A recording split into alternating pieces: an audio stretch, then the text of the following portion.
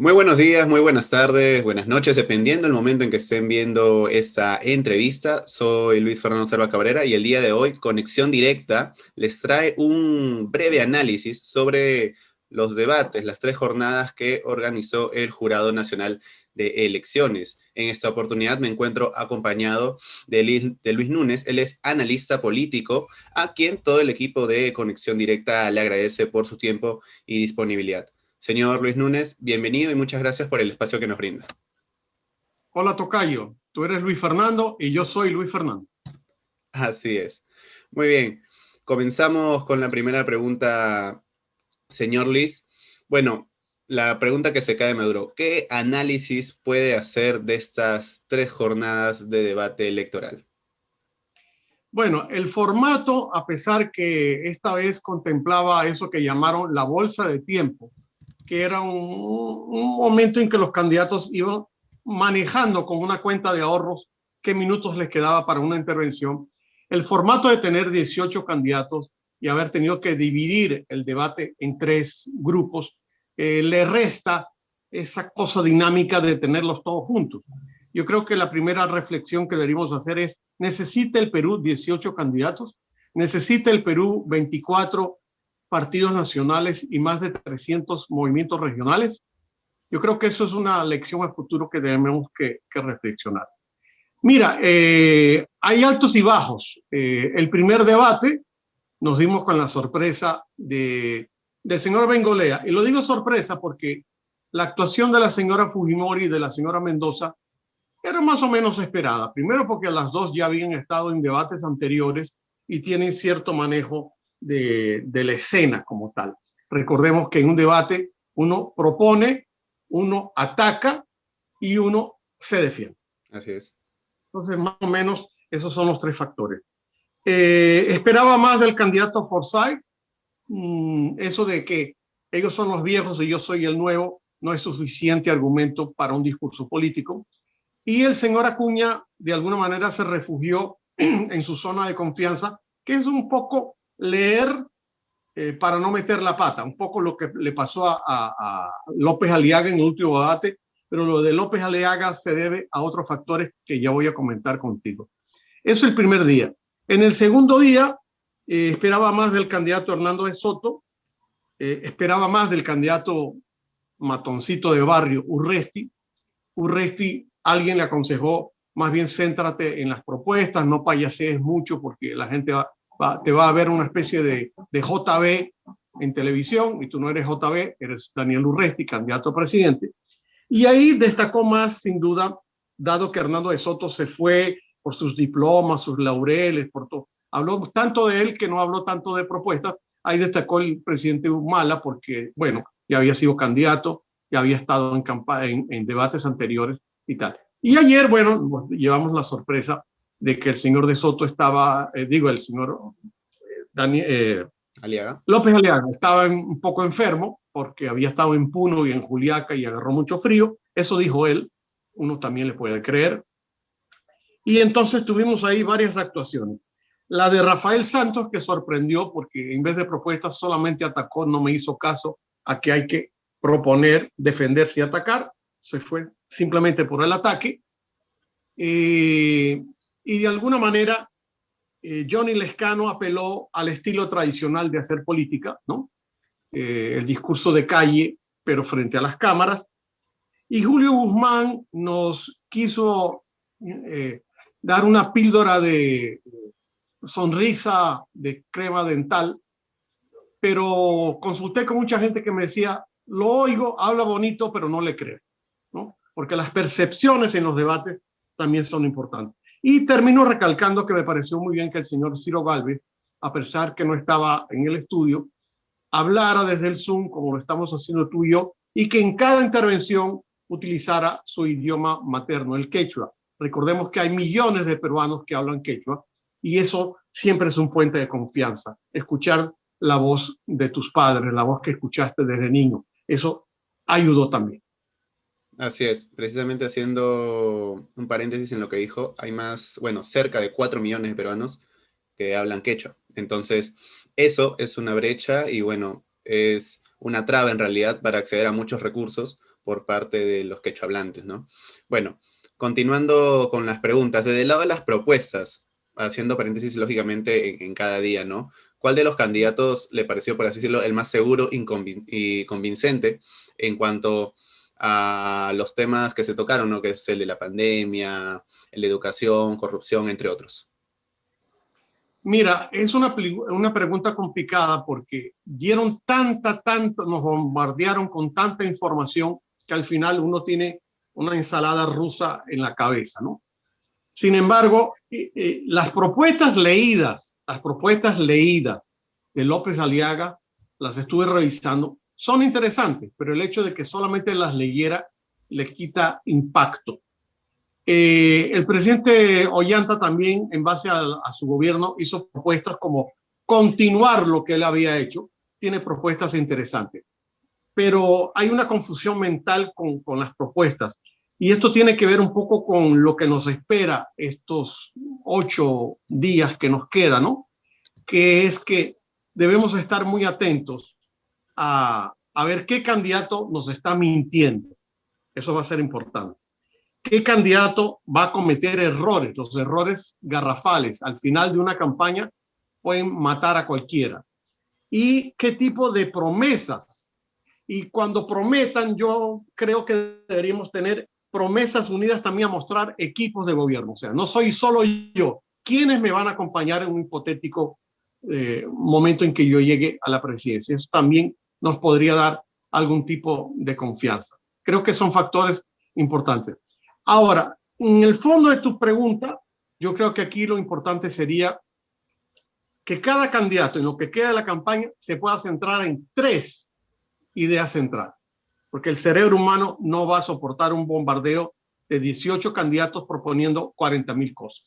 3 ideas, y sobre todo que no nos engañen y que no nos mientan. Hemos visto en estos 3 debates candidatos que han propuesto de repente cambiar la capital a Huancayo. Ayer otro dijo capital Cusco. El señor Salaverry nos ha dicho vamos a militarizar el Perú por culpa de la inseguridad. Otro ofreció 5 millones de ayuda, o sea, ayudar a 5 millones de peruanos a resolver sus cuentas bancarias por los problemas de la pandemia. Entonces, esas son cosas que no se pueden hacer. El señor López Aliaga dijo, a las 2 de la tarde del 28 de julio voy a tomar un avión y me voy a ir. Ningún presidente puede salir del Perú si no tiene un permiso del Congreso de la República. O sea, hay que aterrizar las ofertas para que las personas las puedan entender. Y esa es mi recomendación. 3 promesas que hagan aterrizadas y que las expliquen un poco como con manzanitas, porque no todo el mundo entiende el lenguaje técnico. Hay que, por parte de los candidatos, aterrizar las propuestas y también por parte de la ciudadanía, de la población, informarse también, ¿no? Un poco para no dejarse engañar precisamente. Muy bien, mencionó al señor Rafael López Aliaga. ¿Qué opinión nos puede dar respecto sobre su actitud o bueno, su performance dentro del debate, que llamó mucho la atención precisamente, que fue el día de ayer, y de este caso particular de José Vega, que se retiró del evento como manera de propuesta? ¿Cuánto perjudica estas decisiones o estas actitudes a falta de menos de 2 semanas de las elecciones? Empecemos con José Vega. Yo creo que sí, que eso sí afecta. Recordemos un candidato en el debate metropolitano del año 2018 que no asistió. El que ahora es del partido de Rafael Santos en este debate. Reyardo. Asistir al debate es importante. A mí sí me parece importante. Creo que además el problema de ese partido es que está en líos, porque esta mañana escuchaba que el señor Hernando de Soto declaró que ha recibido 2 cartas de apoyo por parte de Antauro Humala. Si Antauro Humala, que es el líder de ese partido, está apoyando a de Soto, ¿qué papel tiene José Vega Antonio? No se entiende mucho, tal vez por eso se retiró. Y el señor López Aliaga, le quedan 8 o 9 días para explicar al país por qué ayer tuvo ese desempeño tan, no voy a decir que mediocre, porque como te expliqué, las propuestas estaban bien formuladas, pero no tenía el lenguaje corporal adecuado, no tenía una actitud mirando a la cámara mirando a los periodistas, mirando a los otros candidatos, y eso le ha restado. Lo que le está restando no es que vaya a perder votos de su electorado fiel, porque él durante estas semanas ha acumulado un voto fidelizado. Lo que le está restando votos es de arañar en ese 32% que la encuesta de Datum señala que todavía no ha decidido y que pudiera estar ahí un porcentaje importante para que él suba un poquito más, porque ha venido subiendo en las últimas semanas, pero creo que lo de ayer le resta un poco para seguir arañando votos. Muy bien, ya vamos a hablar precisamente de ese gran porcentaje que aún no decide su voto dentro de unos minutos más adelante. Volviendo, por así decirlo, al primer día de debate, que fue el día lunes. ¿Alguna opinión sobre el desempeño de Alberto Bengolea, sabiendo que para muchos, de acuerdo a los resultados que se vieron en la televisión y bueno, las encuestas que salieron, fue uno de los que mejor desempeño tuvo y precisamente es uno de los que está más abajo en las encuestas? Sí, yo pienso que su desempeño le va a sumar algunos votos. El elector peruano a veces tiende a quién va primero en las encuestas, por ese voy a votar porque no quiero perder mi voto. Me refiero al elector peruano indeciso, no al que ya es militante de un partido o simpatizante o lover de un candidato. Esos van a votar por su candidato y punto. Pero Bingolea mostró una actitud interesante. Es un hombre que sabe manejo de cámaras, lenguaje no verbal, porque es periodista deportivo y esto le ayudó mucho. Y yo sí creo que, a pesar que en la encuesta de hoy eso no se ve todavía reflejado, porque la encuesta de Datum no tomó en cuenta el debate, porque se hizo trabajo de campo el día anterior. Pero las dos encuestas que vienen del domingo seguramente van a mostrar una subida, no para llegar a la segunda vuelta, pero tal vez para pasar la valla y que tenga una pequeña bancada en el Congreso, que es otro tema que a mí me preocupa mucho, la atomización del Congreso y que no se pueda pactar acuerdos para la gobernabilidad, sino peleas entre los candidatos. Me refiero al Congreso.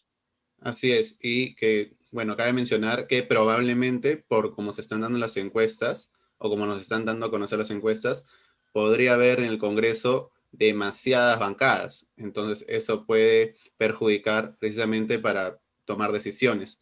Muy bien, dentro del segundo día, ¿considera que quizás este día de debate, para los que participaron, lógicamente, fue un poco más perjudicial, por así decirlo, porque no fue tan vistoso en cuanto a nombres para la gente, porque tuvo mucho rebote quizás en redes sociales el primer día y este último día, por los nombres que estaban y por quizás la incertidumbre que había, pero en el segundo no se vio tal respuesta. Creo que eso pudo perjudicar a los que participaron.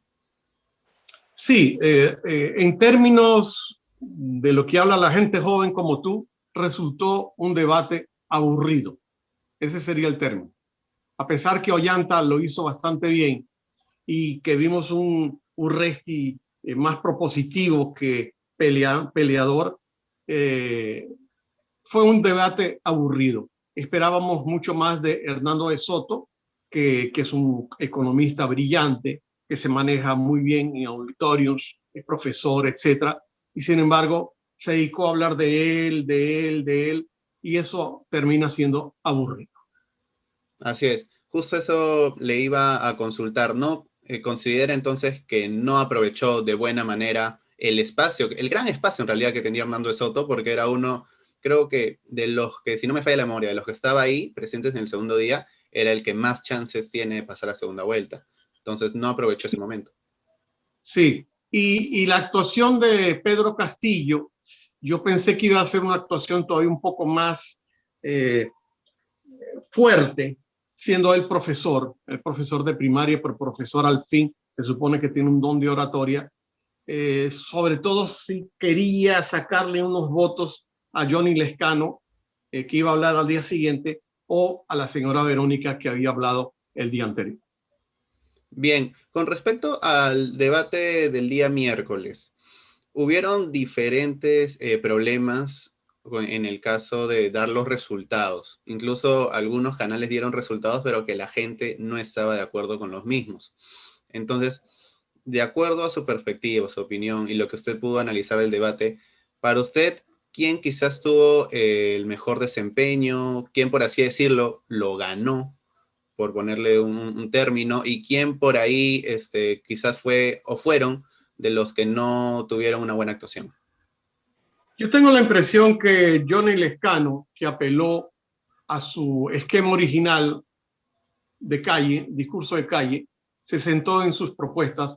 Él, desde que lo entrevistaron en la puerta del centro de convenciones, dijo: yo aquí vengo a proponer, no vengo a ser atacado. Y si me atacan, no voy a contestar. Efectivamente, no atacó.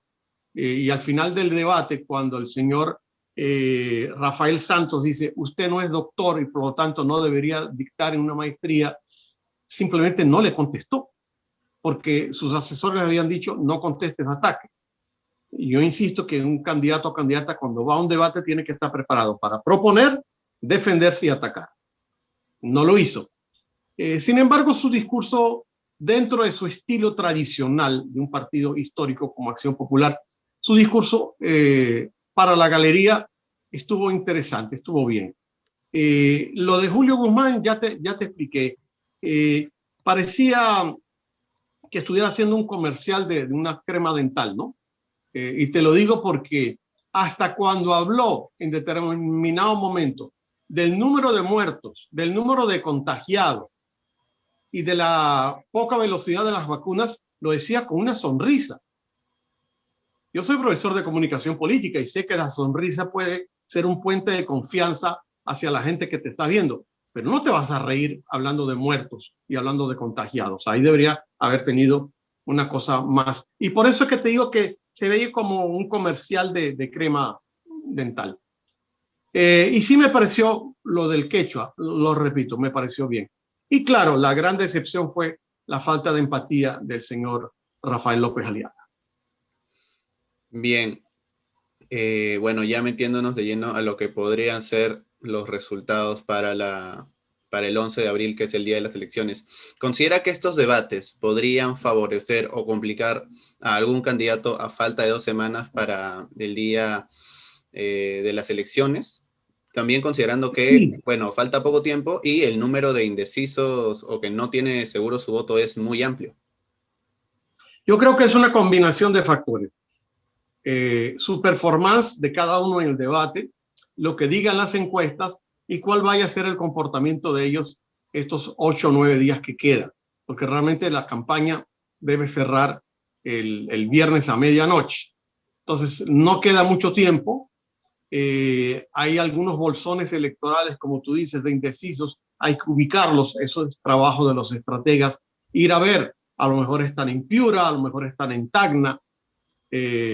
Por ejemplo, en Tacna he observado que ahora hay un montón de gente de Puno que está trabajando o viviendo en Tacna. Entonces, un candidato que en Tacna no hable aymara, sea candidato al Congreso, sea candidato a presidente, que vaya a Tacna, ahí va a tener ciertos problemas. Todas estas cosas las manejan los estrategas y los comunicólogos y tienen que seguir una línea fija para conseguir buscar y rasguñar esos votos de los indecisos.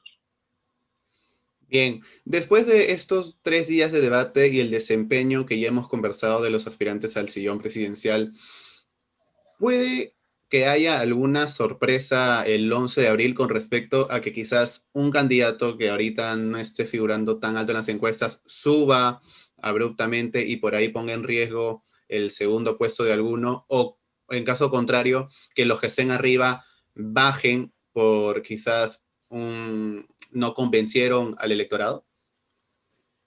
Por ahora, dado lo que yo percibo, el señor Lescano estaría en la segunda vuelta, a menos que alguna bomba periodística o el caso de su título, que no es doctor, este señor Santos insista en fregarle la paciencia en lo que queda de campaña. Pero pareciera que el señor Lescano está en segunda vuelta. Faltaría ver con quién pasa. Por ahora pareciera que todavía se mantiene en tendencia a subir poquito, pero subir un poco George Forsyth, peleándose ahí con Verónica Mendoza, ¿no? Esa es una posibilidad. Pero en todo caso, las encuestas que están pensando en segunda vuelta han dicho que el señor Lescano les ganaría a ellos 2 y también a la señora Fujimori de todas maneras. Tendría el señor Hernando de Soto, tendría el señor López Aliaga que hacer algún milagro para poder subir y posicionarse en segunda vuelta y ver si en segunda vuelta ellos podrían derrotar a Lescano, que aparece puntero. Tiene un discurso de centro izquierda, pero muchas de sus propuestas ha dicho el qué, pero no el cómo, que fue algo que tú al principio de la entrevista señalabas. Es muy importante el qué, pero mucho más importante el cómo. Muy bien, bueno, haciendo un paréntesis pequeño, ¿qué opinión nos da de los candidatos? Que bueno, más manifiesto quedó en el último debate, que simplemente fueron con una postura agresiva a atacar, por así decirlo, a quizás que otros pierdan puntos en vez que ellos sumen. Sí, yo me imagino que el señor Santos, Rafael Santos, ha leído las encuestas y ve que no tiene ningún chance. Entonces dijo, bueno, no voy a seguir la regla que dice el profesor Núñez de proponer y defenderme, sino que simplemente voy a atacar. ¿Y a quién voy a atacar? A los 3 que tengo de este lado. Casualmente no tocó al señor Rafael López Aliaga, porque bueno, han sido congresistas o han tenido algún papel, etcétera, etcétera, y les voy a dar con palo. Y les dio con palo. Pero ¿resultará eso? Para él, no creo que le permita llegar a la segunda vuelta. Para fregarle la paciencia a los otros 3, sí lo ha logrado. Sí lo ha logrado. Aún así, el señor Lescano y el señor el señor Lescano y el señor Daniel Salaverry simplemente casi no quisieron contestarle. Salaverry se picó un poquito, porque además de un hombre de 1,90 y Rafael Santos mide como 1,70. Entonces se sentía un poco superior en eso. Pero no pasó de ahí. Fue más un efecto para las galerías. No le va a traer votos al candidato. No es el mismo caso Rafael Santos que el caso de Bengolea. Son 2 estrategias distintas. Correcto. Muy bien, bueno, y ya prácticamente para finalizar, del 1 al 10, ¿qué tal le pareció cada debate? O sea, del 1 al 10, el día lunes, martes, miércoles, ¿y por qué? Yo le pondría un 7 al primero, precisamente por este comportamiento de Bengolea, de Keiko y de Verónica. Le pondría un 5 al debate del día martes por aburrido y le pondría un 6 al candidato, al grupo del 31 de marzo, porque estuviera un poquito mejor que el debate del día martes, pero esperaba más. Si hubiera sido mejor, le hubiera puesto más al tercer debate. ¿Cuál de los 3 días, señor Luis Núñez, considera que fue el más alto, por así decirlo, en nivel de, bueno, de propuestas, de política, por así decirlo? El primero. Definitivamente me quedo con el primero. ¿Qué, de cada día, qué candidato usted cree que salió victorioso? Bengolea el primer día, creo que Ollantumala el segundo día y me atrevería a decir que Johnny Lescano el tercer día. Y de los 3 días, ¿cuál fue en cada uno de ellos el gran perdedor? Creo que el primer día el gran perdedor fue Marco Arana y George Forsyth. En el segundo día, José Vega Antonio por haberse retirado. Y el tercer día, tengo la impresión que el que lamentablemente no lo hizo bien fue Rafael López Aliaga. Correcto, bueno, y ya para finalizar, según su perspectiva y lo que puede ver en este rumbo político de cara a las elecciones del 11 de abril, ¿quiénes son los 2 candidatos que pasan a segunda vuelta? Podría hablarte solamente de Johnny Lescano. El otro punto todavía está en nebulosa. Cualquiera puede pasar. De los 6 o 7 que están más o menos en la muestra prácticamente con empate técnico. Tal vez si hablamos la semana que viene pudiera darte otra opinión. Correcto, señor Luis Núñez. Muchas gracias por su tiempo y por estar aquí compartiendo un poco de este análisis en los debates aquí en Conexión Directa. Esperemos tenerlo muy pronto nuevamente con nosotros. Un gusto. Muchas gracias por la invitación.